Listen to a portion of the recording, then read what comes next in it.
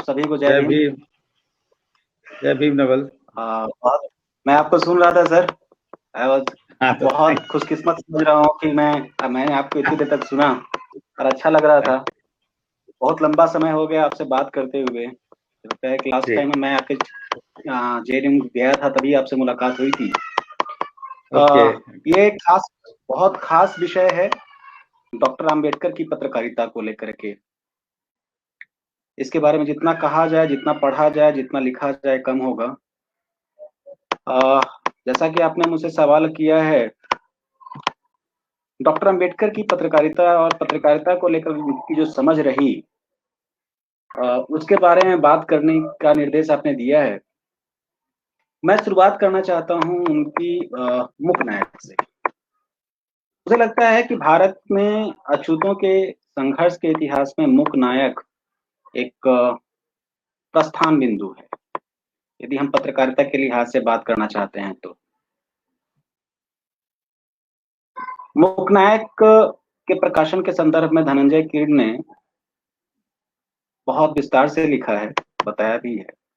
एक जगह वो लिखते हैं कि यद्यपि डॉक्टर अंबेडकर को पर्याप्त मासिक वेतन मिलता था, फिर भी वे मजदूर विभाग में इम्प्रूवमेंट चालक के 2 कमरों में ही रहते थे। पैसे का व्यय वे हाथ समेट कर ही करते थे। वे सादगी और मितव्ययिता से रहते थे। मतलब उनके पास खाने पीने के पैसे तो होते थे, लेकिन बहुत हिसाब से खर्च करते थे। और जिस समय मुख्य नायक के प्रकाशन कर रहे थे बाबा साहब, उस समय जो उनके सामने संकट थे, उन संकटों में आर्थिक संकट तो था ही, वो एक बड़ा संकट था। मुख्य नायक जो समाचार पत्र था उसके कुल 19 अंक निकले। मतलब 12वें अंक तक मुख्य नायक के समाचार पत्र का लेखन का पूरा काम बाबा साहब डॉक्टर अम्बेडकर ने किया। आप देखें कि डॉक्टर अंबेडकर ने मुख्य नायक के संपादकीय पृष्ठों में क्या लिखा है, उन संपादकीयों को पढ़ करके हम समझ सकते हैं कि डॉक्टर अंबेडकर किस तरह की पत्रकारिता को महत्व देते थे। मैं कुछ खास जो संपादकीय हैं उनके बारे में मैं आपको बताना चाहता हूँ। एक तो जो मुख्य नायक का जो प्रवेशांक था, तो उसकी शुरुआत में डॉक्टर अंबेडकर ने तुकाराम की पंक्तियों से की। वो पंक्तियां थी, अभी मैं इच्छा धारण करके क्या करूं, व्यर्थ तोमरी बजाकर क्या करूं, संसार में खामोश लोगों की कोई नहीं सुनता, अभी कोई लाज हित सार्थक नहीं। मुझे लगता है कि इन पंक्तियों से डॉक्टर आम्बेडकर की जो पत्रकारिता को लेकर समझ रही या पत्रकारिता के संबंध विचार रहे, उसको समझा जा सकता है।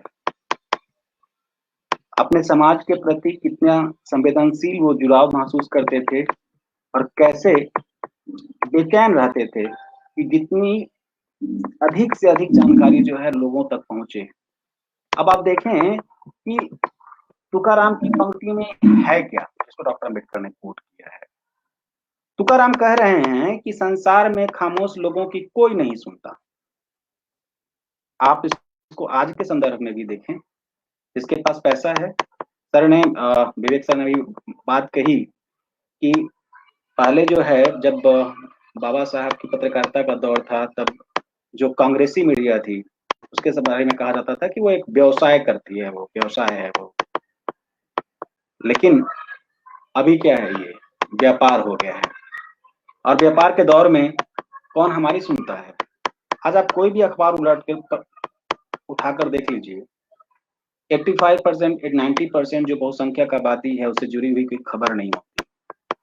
इस बारे में मैं और भी बात करूंगा, लेकिन फिलहाल मैं अपने आप को केंद्रित रखना चाहता हूं डॉक्टर अम्बेडकर और उनके संपादकीय लेखन के संदर्भ में। देखिए, तुकाराम के बहाने, तुकाराम की पंक्तियों को उद्धृत करके डॉक्टर अम्बेडकर कहना क्या चाहते हैं। संसार में खामोश लोगों की कोई नहीं सुनता। असल में मुख्य नायक समाचार पत्र दलितों की सदियों की खामोशी को तोड़ने के लिए ही शुरू किया गया था और करीब 7 महीने के भीतर ही उन्होंने दलितों की आवाज मुख्य नायक के माध्यम से देश के साथ साथ बल्कि विश्व के पटल पर पहुंचा दिया। असल में ये एक बहुत महत्वपूर्ण बात है कि डॉक्टर आम्बेडकर अपनी पत्रकारिता के माध्यम से करना क्या चाहते थे।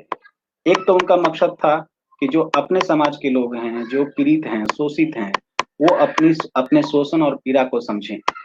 दूसरा उनका मकसद था कि जो शासक वर्ग है, शासक वर्ग के पास ये संदेश जाए कि हाँ, किस तरीके के शोषण के शिकार उनके अपने समाज के लोग हो रहे हैं।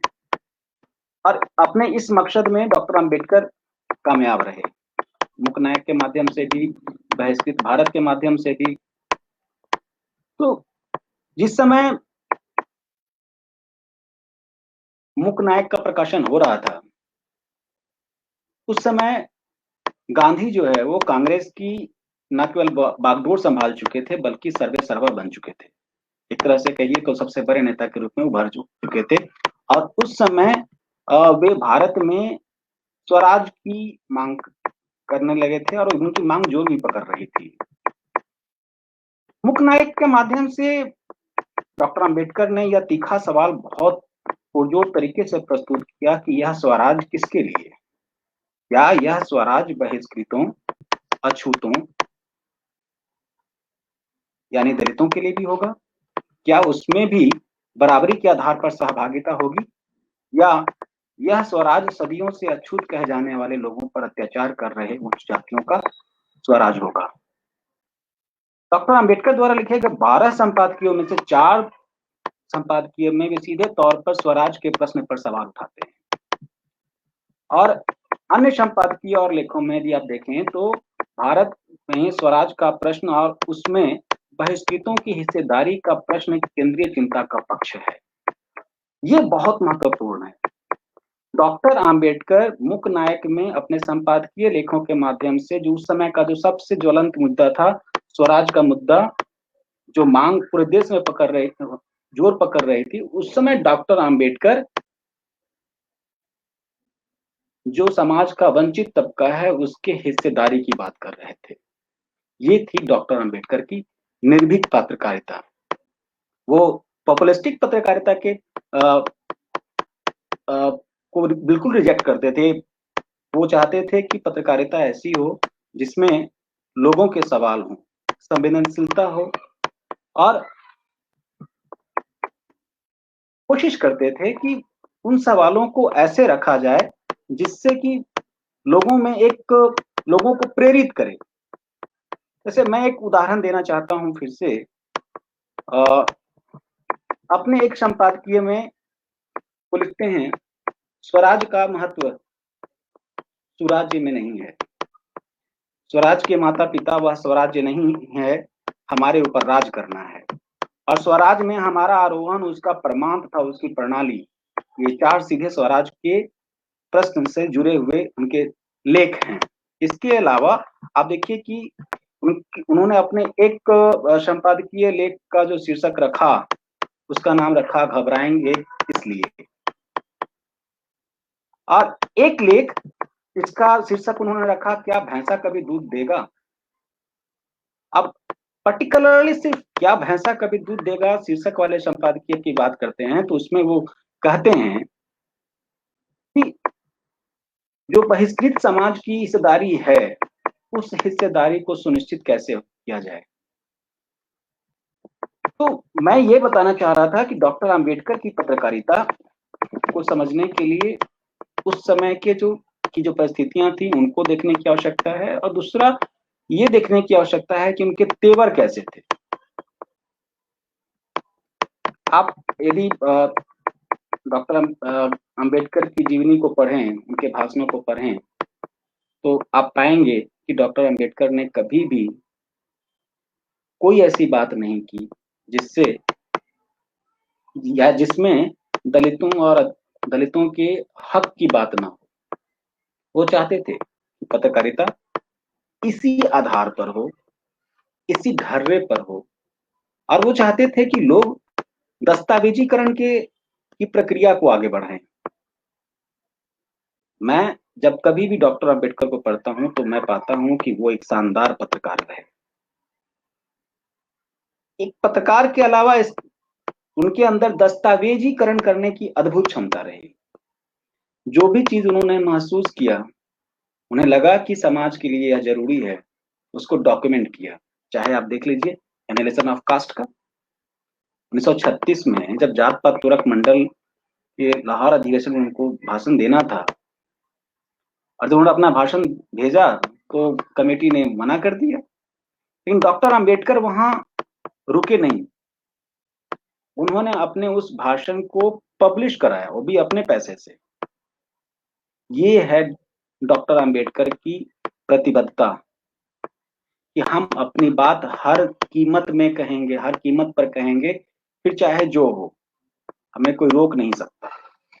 मुझे लगता है कि आज के संदर्भ में इसी तरह की पत्रकारिता की आवश्यकता है, जिसका प्राइम एजेंडा हम अपने अधिकारों की बात कहेंगे।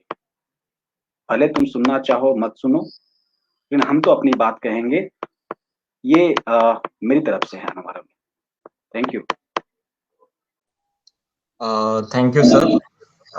सर वो पूरा एक डिस्क्रिप्शन और एक अंडरस्टैंडिंग देने के लिए, खास कर करके जो डॉक्यूमेंटेशन वाली बात करी है। पर इसी डिस्कशन को आगे बढ़ाते हुए मैं अब प्रोफेसर अफरोज आलम के पास में जाऊंगा और उनसे समझना चाहूंगा कि what is his understanding and his observation on Dr. Ambedkar's view on media, or how Dr. Ambedkar sees media of his own time.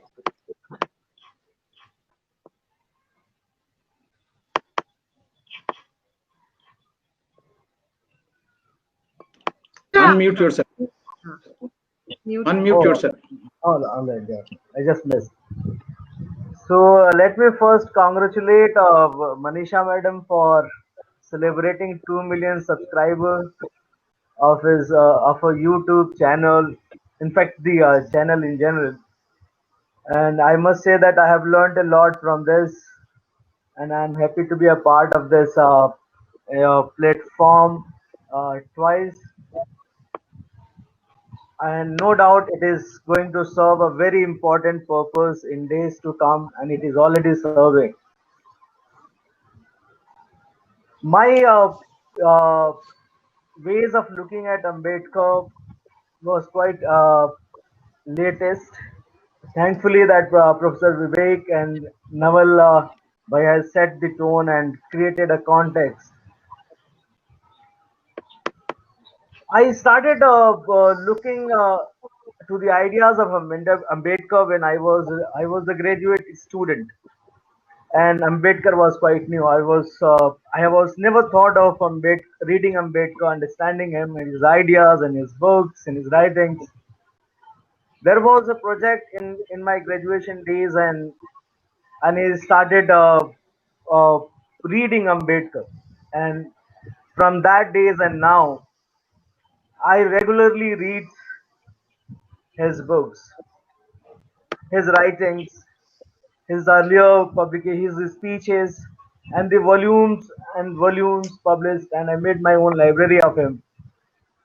And thought of that how relevant Ambedkar is. And he was struggling during his time to get the cause of his people represented, to get the interest of his people served by the then mainstream media, mainstream classes.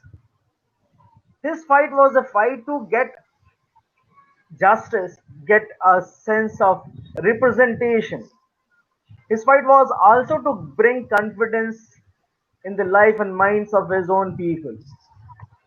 And for all both the things, he has to take root of the writings, and Namal Bhai and Vivek Kishore sir has already highlighted how Mook Nayak served a greater purpose.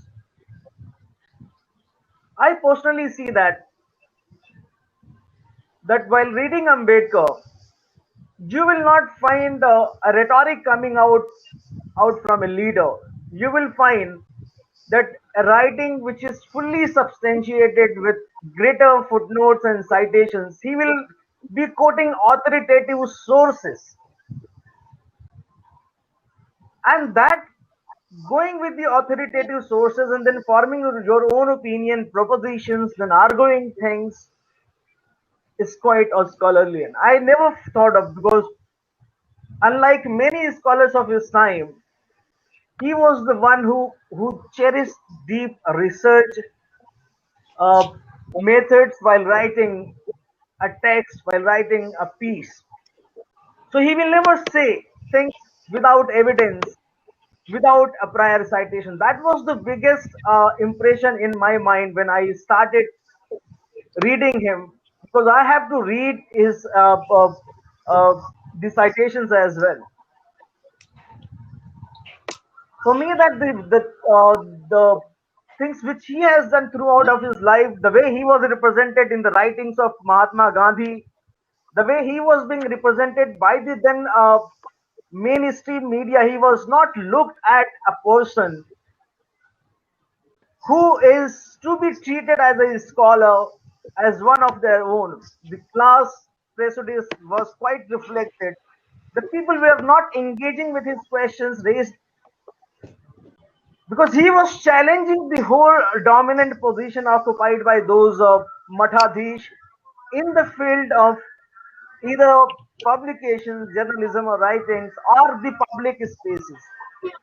So he was a grassroots person, addressing the questions which was affecting the everyday life of the marginalized class, the Dalits particularly. And he never felt ashamed of doing that.